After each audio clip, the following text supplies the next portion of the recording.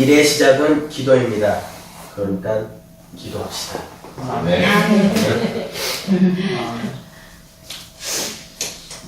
아주 단순하죠. 일의 시작은 기도입니다. 여기에 기도합시다. 시작하기 전에 기도합시다. 그리고 마치면서 기도합시다. 일의 시작은 기도로 시작되어집니다. 그러니까 저와 여러분들은 기도하는 하나님의 사람들이 되어지시기를 주님의 이름으로 축원합니다. 오늘 본문 1절에 보면 예레미야 선지자가 아직 시위대 뜰에 갇혔을 때라고 이야기합니다. 아직. 그러니까 이 예레미야 선지자는 지금 남유다 왕궁에 있는 시위대 뜰의 무서운 감옥에 갇혀 있는 것입니다. 아직 그곳에 갇혀 있을 그때에 대부분의 사람들은 이렇게 왕궁 안에 있는 시위대 뜰에 갇혔다면 어떻게 하겠습니까? 아마도 저와 여러분이라면은 힘 있는 사람, 왕을 찾아가서 시위대장을 찾아가서 하소연을 하거나 사정을 할 것입니다. 나 좀 돌아봐 달라는 것이죠.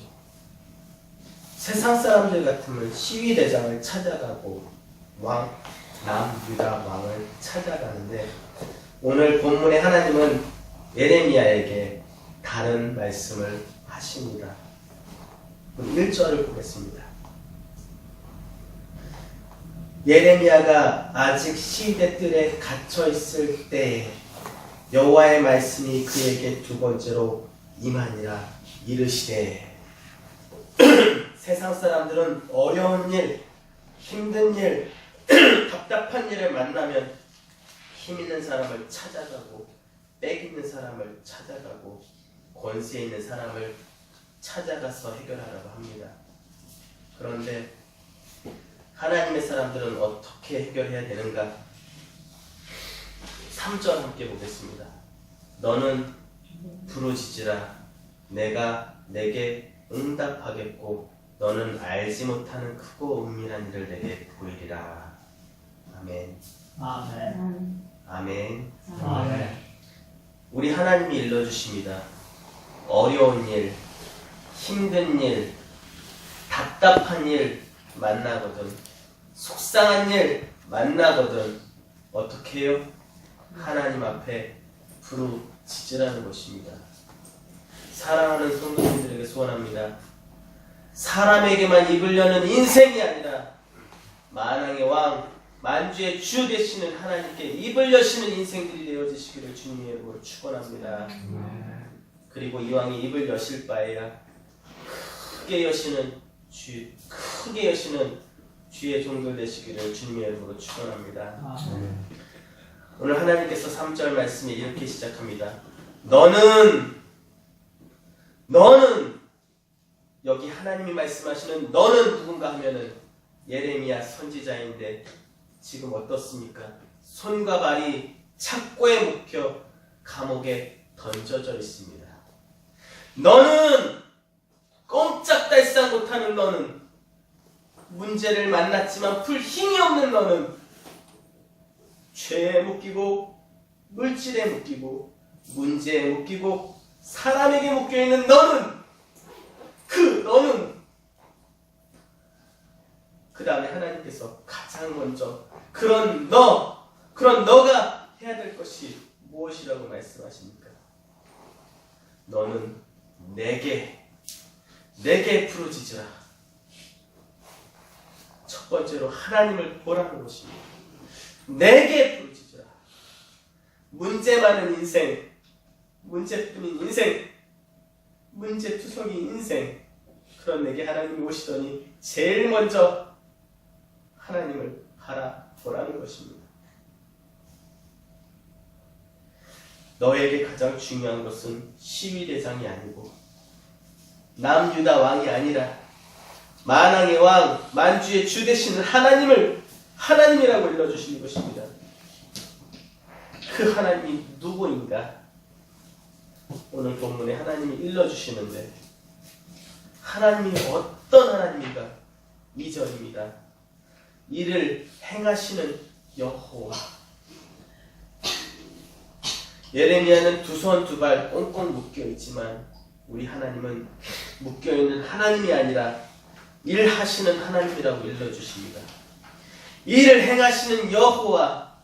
나는 아무것도 못하지만 우리 하나님은 다 하실 수 있는 하나님이신 줄 믿으시기 바랍니다. 네. 우리 하나님, 일하시는 하나님, 우리 하나님, 행하시는 하나님 뿐만 아니라 2절입니다. 그것을 만들고 성취하시는 하나님. 하나님, 그것을 만들다라는 히브리어의 원뜻은 무엇인가 하면은 토기장이가 진흙으로 모양을 빚다, 형태를 만들다 할 때 사용하는 단어입니다. 아무것도 보이지 않는데 토기장이 손에 들어가면, 토기장이 손에 들려지면은 모양이 만들어집니다. 예레미야는 아무리 고민해도 내게 아무런 방법 없는데 우리 하나님은 우리 하나님의 손에 들리기만 하면 방법이 만들어지고 길이 보이고 대책이 생기는 것입니다. 우리 하나님은 모양을 만드시는 하나님인 줄 믿으시기 바랍니다. 뿐만 아니라 우리 하나님은 모양을 만드시는 하나님이 뿐만 아니라 2절 중반절입니다. 그것을 성취하시는 여호와. 성취하다는 단어를 원어로 보면 든든히 세우다, 굳게 세우다, 든든하게 세우다, 번영하다 라는 뜻을 가지고 있습니다. 예레미야의 인생은 꺾인 인생입니다. 꺾인 인생, 주저앉은 인생, 실패한 인생, 사로잡힌 인생에게 우리 하나님이 오시더니 하나님은 일하시는 하나님이시고 우리 하나님은 모양을 만드시는 하나님이시고 우리 하나님은 그 인생을 든든히 세우시는 하나님이라고 일러주십니다. 저와 여러분들에게 소원합니다. 우리 가운데 내 인생의 모양의 형태가 10년이, 20년이, 30년이 지나고 있는데도 아직도 그려내지 못하고 계십니까? 아직도 내 인생이 어떤 모습일지 그려내지 못하는 분들이 계신가요? 하나님을 바라보시는 자리가 되시기를 주님으로 축원합니다. 네. 내 인생이 시간이 지나도 견고히 서지 못한 채 지금 이 시간 흘러가고 계시는 분이 계십니까? 만왕의 왕, 만주의 주 하나님을 붙잡는 자리가 되시기를 주님의 이름으로 축원합니다. 나는 주저앉아 있지만 우리 하나님은 견고히 서게 만드시는 하나님이십니다. 나는 진흙 덩어리를 가지고 모양을 만들어낼 수 없지만 하나님의 전능하신 손은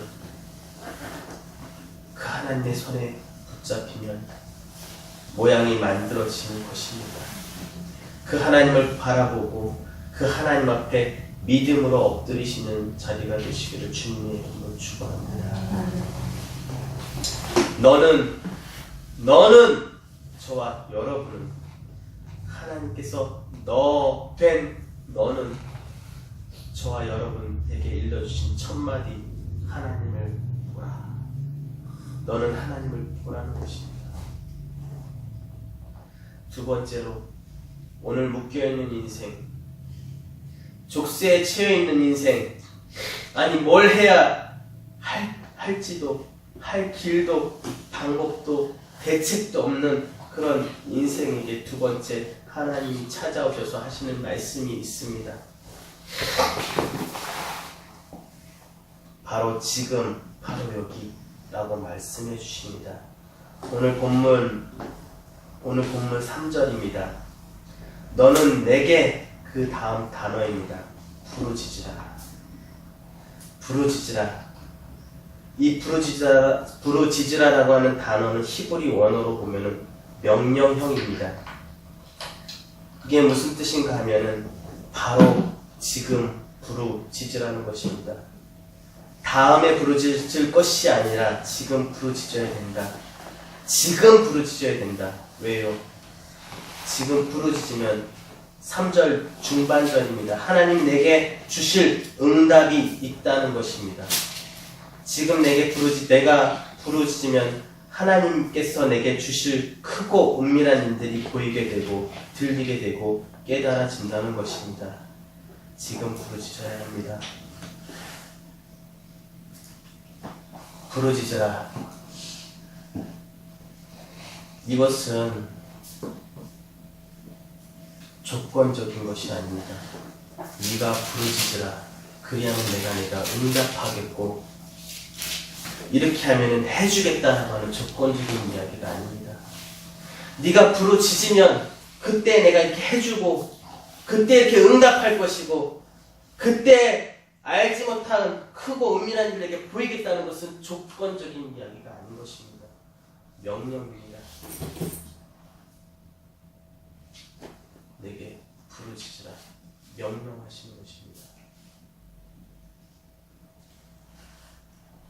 네가 부르짖으면 이렇게 해주겠다가 아니라 너는 부르짖어야 된다는 것입니다. 그때 주님께서 응답하시고 그리고 우리가 알지 못하는 크고 은밀한 일을 보여주실 줄로 믿으시기 바랍니다. 마지막 세 번째로 지금 여기서 부르짖는 우리에게 주시는 명령이 있는데 너는 내게 부르짖으라. 내가 내게 응답하겠고 내가 알지 못하고 크고 은밀한 일을 내게 보이리라. 부르짖는 데에 하나님의 약속이 있습니다. 에레미야가 선지자인데 그럼 하나님 지금 이렇게 말씀하시기 전에 기도했을까요? 에레미야가 하나님 앞에 기도를 했을까요? 하지 않았을까요? 에레미야가 선지자인데 기도를 했을까요? 안 했을까요? 했을까요? 안 했을까요? 안 했을 것 같은데. 안 했을 것 같습니까? 네. 했을까요? 안 했을까요? 에레미야가 선지자인데 기도를 했을까요? 안 했을까요? 어때요 우리 친구들? 에레미야가 선지자인데 하나님 앞에 기도했을까요? 안 했을까요? 안 했을 것 같아요? 안 했을 수도 있고 했을 수도 있죠. 근데 주님께서 우리에게 주시는 너는 내게 부르짖사라고 하는 말은 바로 에레미야의 현재의 상태를 보십시오. 어떤 상태입니까? 이미 갇혀있고 그리고 이 에레미야가 갇혀있는 것은 그냥 갇혀있는 것이 아니었습니다. 에레미야를 죽이려고 유다 왕과 유다의 귀족들이 에레미야를 감옥에 넣었던 것입니다. 에레미야가 처한 상황은 이제 곧 죽게 될 상황이었던 것입니다. 그런 에레미야가 기도를 안 했을까요? 그런 에레미야가 하나님 앞에 서지 않았을까요?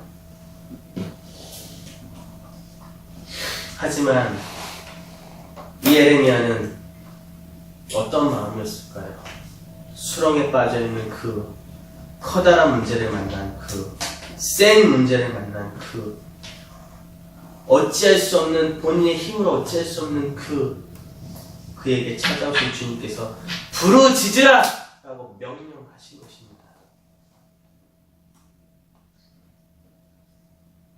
울고 짖으라! 라고 말씀하시는 것입니다. 지금 에레미야는 어떤 상황입니까?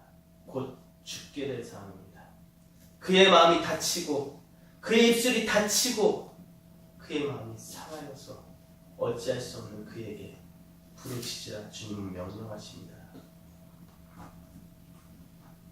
그렇게 부르짖을 때 조건적이 아닌 하나님의 명령을 순종하는 그에게 하나님께서 보여주시는 것이 있는데 깨달아 주시는 것이 있는데 그렇게 부르짖을 때 하나님께서는 하나님의 역사를 그를 통해 이루어 가시는 줄 믿습니다.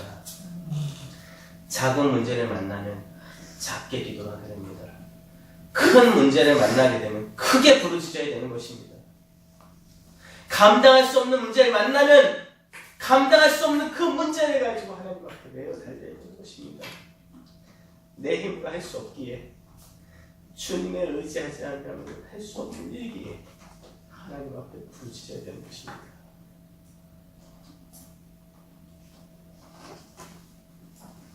예레미야가 그냥 감옥에 들어간 것이 아니라 악한 남유다의 왕과 귀족들이 예레미야를 죽이려고 지금 감옥에 넣었습니다.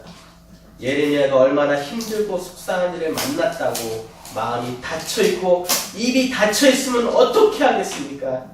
하나님께서 예레미야에게 오셔서 하신 첫 마디가 부르짖으라는 것입니다. 사랑하는 성도님들에게 소원합니다.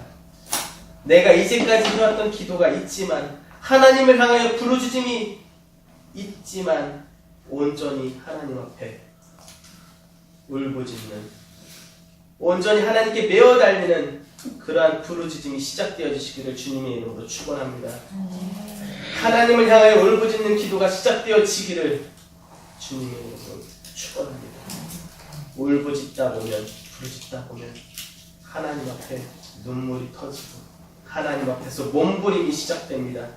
그러다 보면 죄가 떠납니다. 물질 문제가 떠납니다. 질병 문제가 떠납니다. 평생의 인생의 문제들이 떠나기 시작합니다. 저와 여러분들 문제 있는 분들 계십니까?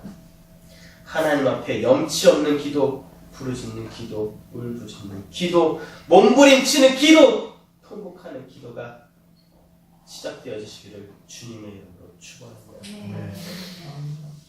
그런데 오늘 본문에 우리 하나님께서 예레미야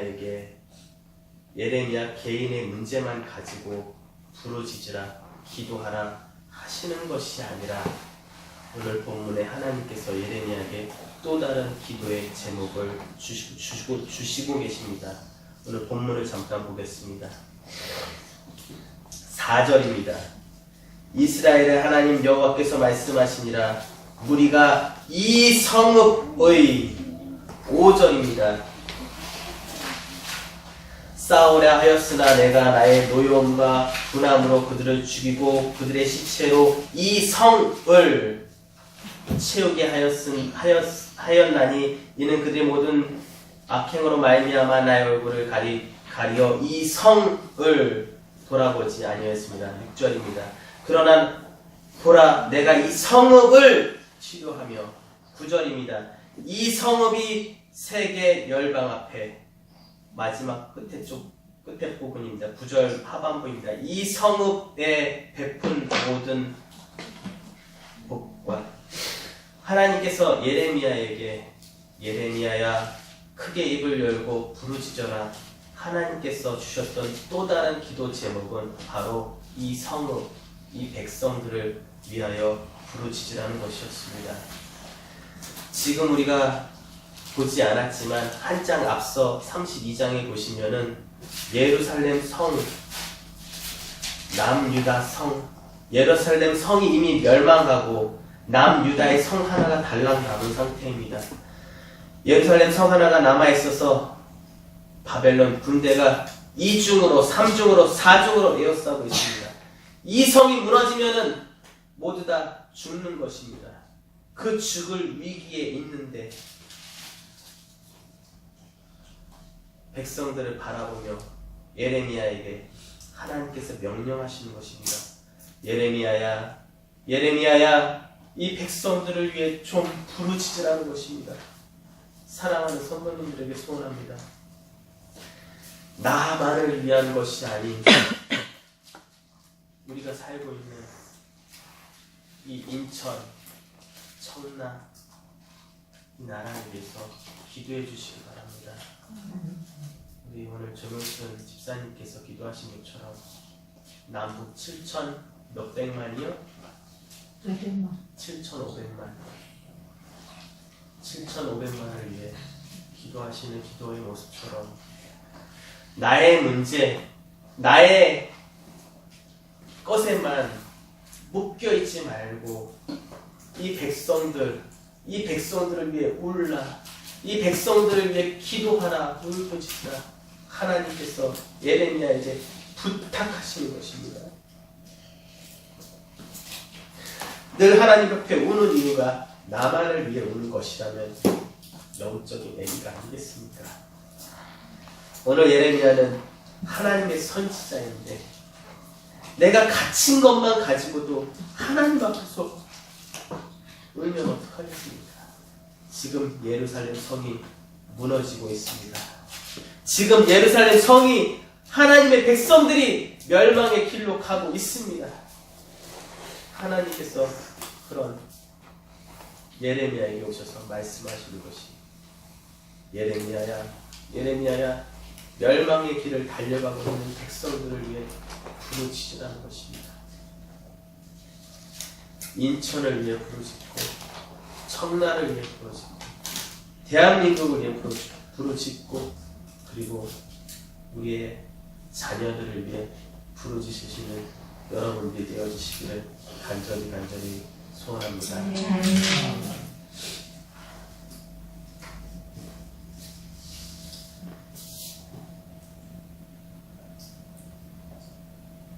우리가 이곳에 살고 있으며 청라, 인천, 도성안에 살고 있는 예수를 안 믿는 영혼들, 예수를 모르는 영혼들을 위해 입술을 열고 내 눈물을 내어놓으시는 여러분들이 되어주시기를 주님의 이름으로 축원합니다. 오늘 본문 7절, 8절, 9절에 보시면 예레미야야 내가 그렇게 부르짖으면 이 성읍이 70년 후에는 회복되어질 것이라는 것입니다. 그리고 이 성읍에 하나님이 주시는 복과 평안이 얼마나 많은지 이방 족속들이 보고 놀랄 뿐만 아니라 두려워 떨게 될 것이라고 알려주십니다. 사랑하는 성도님들에게 소원합니다. 청라에 부어주시는 하나님의 복이, 인천에 부어주시는 하나님의 복이, 대한민국에 부어주시는 하나님의 복이 크고 많아서 열방이 보고 놀라고 부러워하고 두려워까지 하는 하나님 앞에 하나님의 나라가 되기 위하여 부르짖으시는 여러분과 우리가 되어주시기를 간절히 소망합니다. 또한 내 자녀들, 우리의 미래를 위해서 나의 자녀가 곧 이 인천에 살아가고 있는 아이들의 곧 그들도 우리 자녀임을 알아야 되는 줄 믿습니다. 그들을 위하여 기도하고 그들을 위하여 우리가 할 수 있는 가장 큰 것은 우리가 기도해 주는 것인 줄 믿습니다. 우리에게 보여지는 하나님을 알지 못하는 영혼들을 위해 우리가 더욱 힘쓰며 나아가는 모리아 교회가 되기를 간절히 소망합니다. 함께 기도하겠습니다.